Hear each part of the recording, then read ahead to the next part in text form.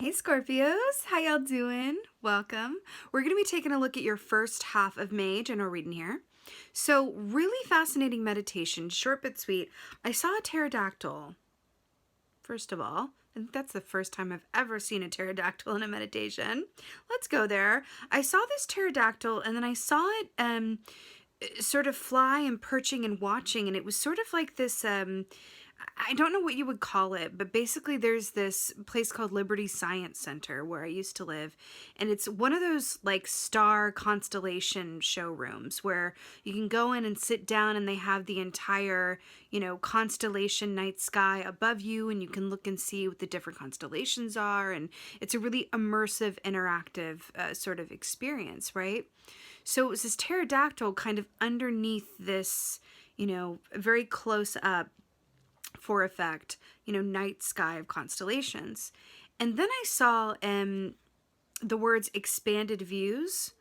And then I got this feeling that, so there's this idea or this concept of a life review. So that when we die, right, there's this idea that our life plays before our eyes. We're able to watch our life as it was, and we're able to see so much more in hindsight or retrospect, than we ever were in the moment when we were experiencing it. It's this sort of extreme, or this access to extreme objectivity, like after the fact. It's really interesting because we have this prehistoric energy with the pterodactyl, expanded views, being able to see the bigger picture of something, but right up close, right? With that, constellations, but made to be up close. And then this idea of this extreme objectivity that allows you to not only see your circumstances and yourself more clearly, but more dispassionately, which for a water sign is a great gift. Because to be able to view oneself and one's circumstances dispassionately means that you have access to all of the information and insights available to you without your emotion coloring those insights or swaying you in any way. I'm intrigued. Let's go ahead and see what your cards have to say. Hey Scorpios, let's go ahead and see what your animal energy is for the first half of May. What is going on? First half of May.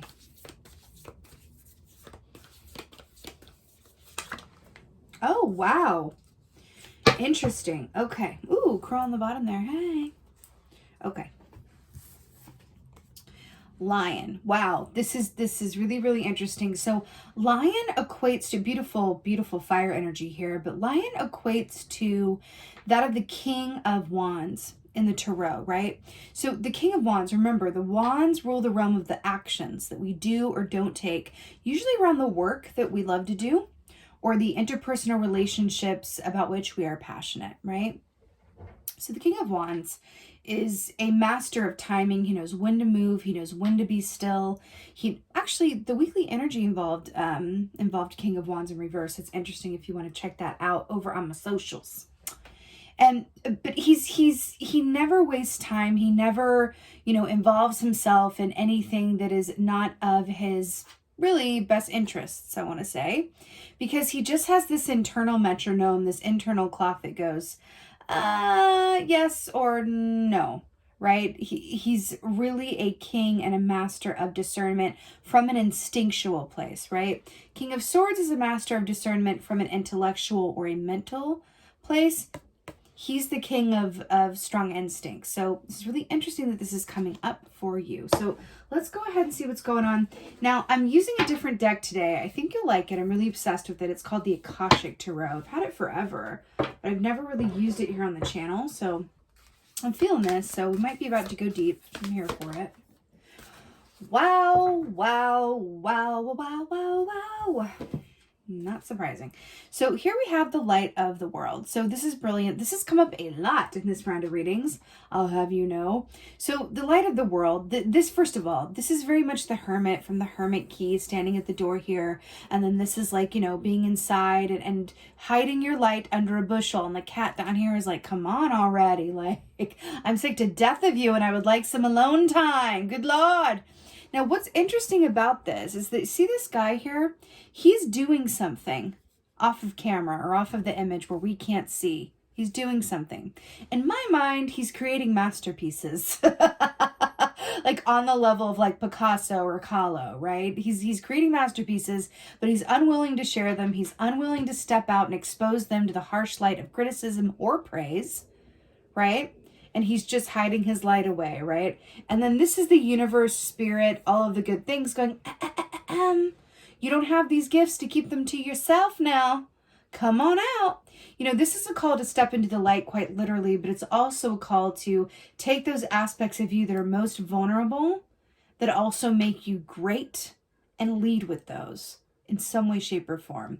But this comes up when sometimes we keep the best parts of us unlocked to ourselves or slightly modified or edited for content. This is saying, don't do that.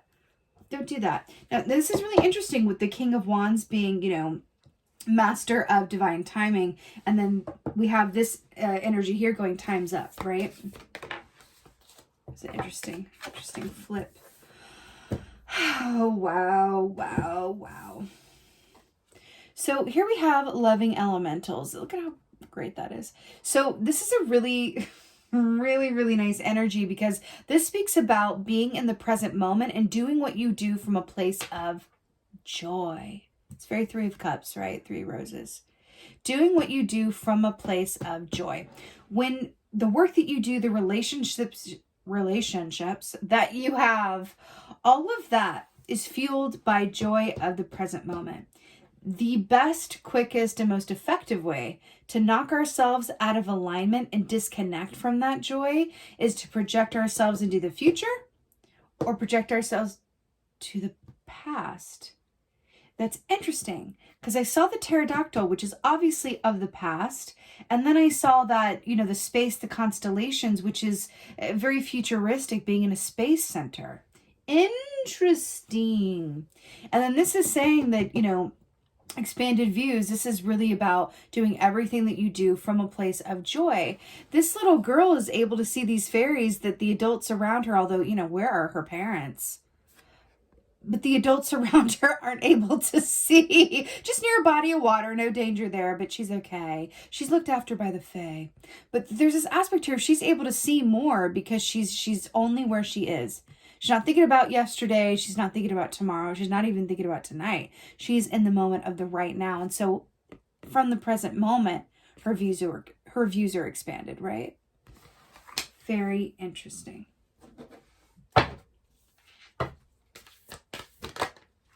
Good Lord. Eight of Keys, the Master Artisan. Well, let's talk, Scorpio. Because the Master Artisan talks, this is very similar to this. Look at this. The Master Artisan is about, remember we talked about King of Wands? Like, this is really amazing. This is about, again, work that you particularly are good at and you getting compensated for that work and being so proficient at it and doing it so well and having it be such a part of your calling that you also go on to help others and teach others how to do the work as well, either by example or literally as a teacher, right? But you are a source of inspiration with the work that you do and the work that you have to share and the person that you are. Whoo, Scorpio, come out wherever you are. This really feels that way. The Master Artisan. I feel like you're being asked to really take a closer look at what you're passionate about and how you approach the work that you do, and then really step into the moment joy of it and go, okay, not every aspect of work is going to be joyful. There's going to be business aspects perhaps that don't feel so joyful. There's going to be, you know, deadlines that aren't so joyful, whatever it is that your work, you know, entails. But I am really hearing that you're being called that as much as possible, right, to spend more time in the joy of creation and less time worrying about the aspects that feel a bit daunting or scary or overwhelming. It's going to clarify for the light of the world. I just heard help is available. Help is available always to those who ask. Isn't that what Dumbledore says to Harry Potter or something like that? Devil, Capricorn energy for the light of the world. Now, fascinating. Let's talk. You know, the devil especially in the, can you see that? The devil especially in this context is about fear. It's about how we trap ourselves in our own fear. This is Dead Bunny is about self-fulfilling prophecies. This is all the ways in which we keep ourselves, you know, in bondage to our own fears and self-perceived limitations. And then we have someone who won't come outside. This sweet little agoraphobe over here. Not to make light of it, you know, I know that's agoraphobia is like a serious thing, but this person is really hermiting hard, and so much so that the hermit has come to knock on the door.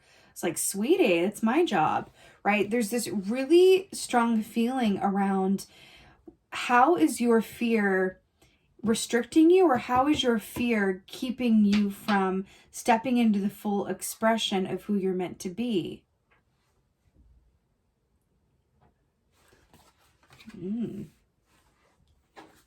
Loving elementals.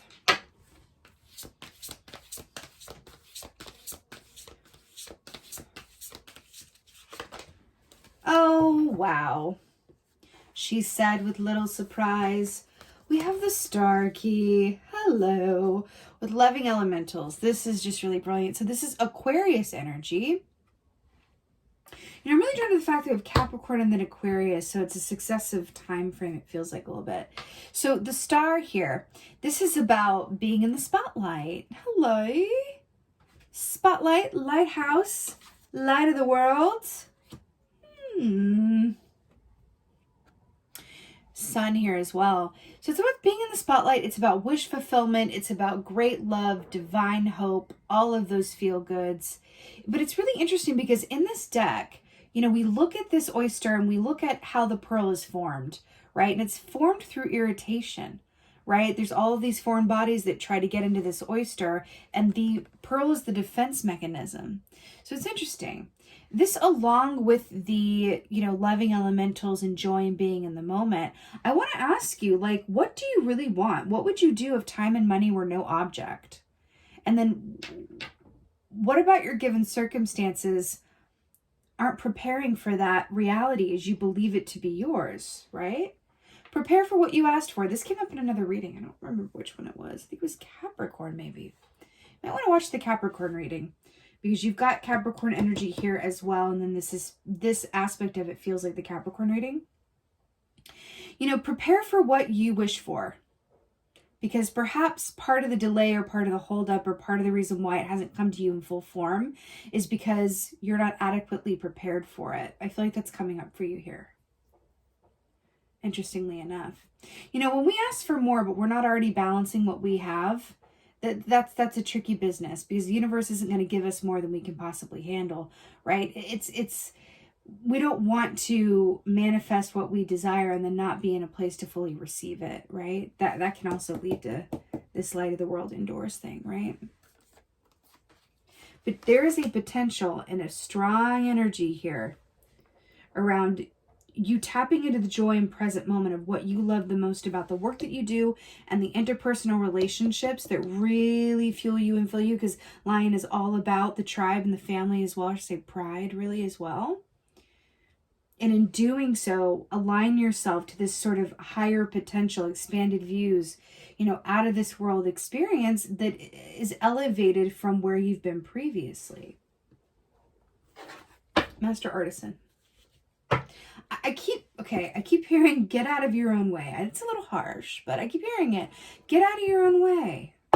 Master Artisan. It's amazing the ways in which we can get in our own way. It really, really is. Master Artisan. I mean, talking about getting out of your own way, and just the person to help with that is the Queen of Swords. But the Master Artisan, she is the absolute queen of discernment and objectivity, where we're talking about her counterpart of the King of Swords at the top of the reading. You know, Queen of Swords is the beautiful editor. She knows exactly, you know, what will fly and what doesn't. She knows what's extraneous. Like, I keep seeing like a cut, I guess because we're talking about lion energy, I'm seeing raw meat. If you take like a cut of meat, and you're you know, the butcher, she's the butcher. She's gonna cut and trim that thing down to where there's not an ounce of fat on it. Like and it's precise, okay? And it's perfect, and it's the perfect weight. She is the queen of precision and discernment. So it's really interesting here that we're talking about getting out of your own way, expanded views, your vision, objectivity, right? With the master artisan, which is about your particular genius and your particular brilliance. I'm hearing to cut out whatever is keeping you from tapping into that full joy and experiencing joy on a more regular basis that just naturally bleeds over into the work that you do and the relationships that you have. It feels like there's stuff muddying the waters here, and it's most likely fear, personal entrapment, or certain preconceived ideas, stories that you've told yourself or that you've inherited about how things are, the way that things will go. I feel like you're keeping yourself small. This might come as a surprise to you. I feel like you may not be aware of it consciously, but there are some ways in which you're keeping yourself small. Now, this can be a mindset. This can be like, oh, I'm small town, I'm small time, I'm, I don't want, success, or I don't want to be well known, or I don't want to have big projects under my, responsibility. I don't want to whatever. Or I like my small community that I've garnered here. I like just having a small following, or I like just having a, whatever that is for you. Maybe think about that. Because in what way is that keeping you small and perhaps protecting you from some sort of rejection or sadness around where you've gotten to versus where you could go? It's a story here. And I feel like Queen of Wands is coming in to say, cut it out. Let's take the ego out of it. Okay, Scorpio, let's take the ego out of it. And see, it's not about big or small or whatever, how you measure success. It's really about, what do you have to share with the world, and how are you, isn't it your responsibility to share it to the best and most of your capabilities without cutting yourself short or disabling yourself out of fear or stories or some sort of limited thinking with the views that are not expanded, that are limited or restricted in some way or colored in some way, right? You're asking to really step into your lion essence, like the proud. This is Leo energy. Leos, good Lord, if you know anything about Leos, you know that they love to be seen, darling. Here's a fun exercise. If you're ever just watching a movie or TV and you can go onto the info and it shows you all of the actors that are in the show, I'm telling you, it's mostly Leos and then Tauruses. I'm telling you though, it's Leos and Tauruses. Now there's obviously not all of them, but I'm telling you the vast majority of performers are Leos. There's a good reason for that. They don't mind the light. They welcome it. They would never be caught dead on that side of the door. So there's something in that for you. You're being asked to step into that Leo energy and allow yourself to be seen. Welcome the light, welcome the spotlight, welcome the views, putting yourself out there. This could also have a lot to do with your interpersonal relationships as well, right? Interestingly enough, I'm really here for it though, because we could talk about intimacy and how we allow ourselves to be seen or not seen as well. Okay, let's go ahead and get an oracle. I have this new oracle deck. It's Stephen D. Farmer's new oracle deck called Ancestors Oracle. I'm really living for it. Let's see what's going on. Whoa, whoa, whoa. I just got some serious chills. Okay, let's talk. Can you see that? Okay. Isn't that gorge? So we have presence, grandfather. This is really intense. Okay. So first of all, I want to point out some similarities. We have a grandfather-looking man here. We have a grandfather-looking man here. We also have the patriarch of a given family or pride, as it were. So grandfather presence. Did we not talk about being in the present moment with these loving elementals and deriving that joy and purpose and energy from it? Right? And then we have this child, and then we have this child. Didn't we talk about the work that you do or the effect that you have, really helping others or serving a greater purpose? Again, I'm hearing watch that Capricorn reading as well. Because I feel like these two readings are holding hands for some reason. And there's also this aspect here with grandfather presence that speaks of, in the shamanic tradition, grandfather energy is a source of wisdom that you can access for greater what? Perspective. So it's really, really interesting that this is coming up for y'all, because we were talking about, being in the science wing and the dinosaur and also having that life review where you're able to look back like a grandfather, right? Passing on he's at the end, later stages of life here. And we're talking about crossing over, and then that idea or that construct of being able to do that life review and look back, and in doing so have the greatest objectivity of your life in the afterlife. Right? So there's something to that. There's something to that. How you see things, your perspective, your how you're keeping yourself small, or sort of disadvantaging yourself through a certain story or idea. It's really coming through here. And I feel like I am looking at an energy of a group that is capable and wanting to align with a reality where they are a lot bigger, or a lot more out there, or a lot more involved even in a way than they currently are. And I can feel the discomfort around it. I can feel fear around it. I can kind of feel disbelief or something around it. But I'm really hearing like that's not what it is. If you can change the script and the belief, and don't look at it in terms of you being in the light, or you stepping up in your personal relationships, or you putting yourself out there and coming out of whatever hidey hole you've been in, whether it's metaphorical or literal. It's really about, what are you here to do? Are you here to leave your piece of the earth better than how you found it? Right?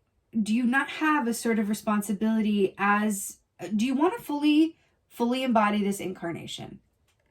That's what I want to ask you. Do you want to fully embody this incarnation? In which ways can you more fully embody the incarnation? Being in the present moment is a great way to do that, right? And then living life as though it matters and that it's your last one, right? Even though, like, we have multiple incarnations, but there's an aspect of like, wow, time. Do I want to leave this place with any regrets? Do I want to leave this place having, restricted or hidden or kept myself small in some way out of fear or whatever reasons we have, right? Something to think about. Scorpio, I'm sending you so much love and blessings for the first half of May. I so hope that this helped and resonated. If so, please do let me know in the comments below. I absolutely love reading your comments. And with that being said, just thank you. Thank you so, so much for being here. And as always, and most of all, thank you for being you. And be well. Until next time.